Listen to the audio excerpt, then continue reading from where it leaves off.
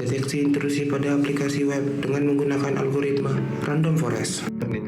Halo, perkenalkan nama saya Muhammad Maulana Wiramatejaya.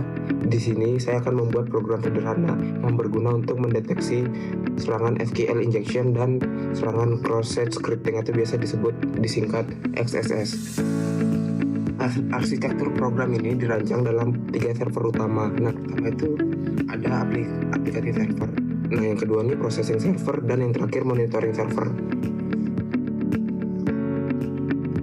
Di video ini saya lebih berfokus dalam pembuatan processing servernya saja.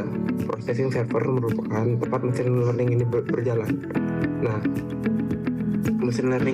algoritma machine learning yang saya gunakan ini sendiri adalah algoritma random forest. Gimana sih algoritma random forest ini bekerja? Algoritma random forest ini bekerja berawal dari dataset publik yang dilakukan bootstrapping. Bootstrapping adalah penyebaran data secara acak. Setelah datanya diacak, data-data tersebut akan dimasukkan ke dalam pohon-pohon. Nah, di setiap pohon itu memiliki data acak yang berbeda-beda. Setelah dimasukkan ke dalam setiap pohon itu akan melakukan voting masing-masing. Nah, setiap pohon akan menghasilkan satu hasil output votingnya. Voting tersebut akan dikumpulkan ke dalam majority vote. Nah, di sana akan melakukan voting berdasarkan data yang dengan suara terbanyak. Nah, setelah kita memanggil library yang tadi, sekarang kita memanggil dataset yang kita butuhkan. Dataset yang kita butuhkan di sini adalah dataset dari web attacks. Setelah itu dataset ini didefinisikan, yang X ini sebagai payload dan yang Y-nya sebagai label. Setelah memanggil dataset, kita melakukan processing teks, yang dimana teks asli HTTP biasanya sangat kotor dan berantakan. Oleh karena itu, kita membuat fungsi clean payload. Di tahap ini kita menggunakan regular expression atau biasa disingkat regex untuk mengubah teks menjadi huruf kecil, menghapus karakter aneh, dan membersihkan spasi. Tujuannya agar model kita hanya fokus pada pola yang penting, bukan simbol-simbol yang tidak relevan. Terus lanjut ke tahap ekstraksi fitur dengan TF-IDF. Teknik ini mengubah kata-kata menjadi nilai statistik.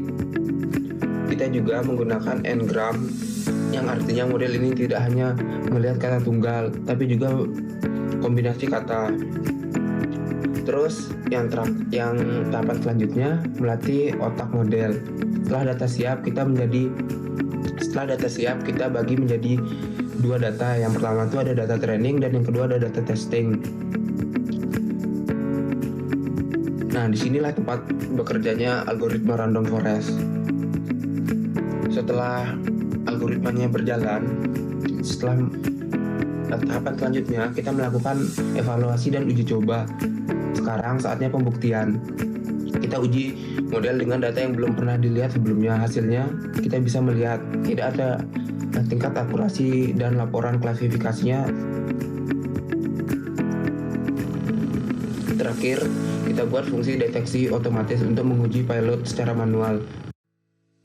Nah, bisa lihat di sini hasil dari evaluasi model kita dengan akurasi 0,99 atau kalau dipresentasikan 99% dengan presisi rata-rata dari 97% sampai dengan 100%. Terus untuk recall-nya dari 98% hingga 99% dengan F1, 98% sampai dengan 100%, dan supportnya 600 sampai 1400.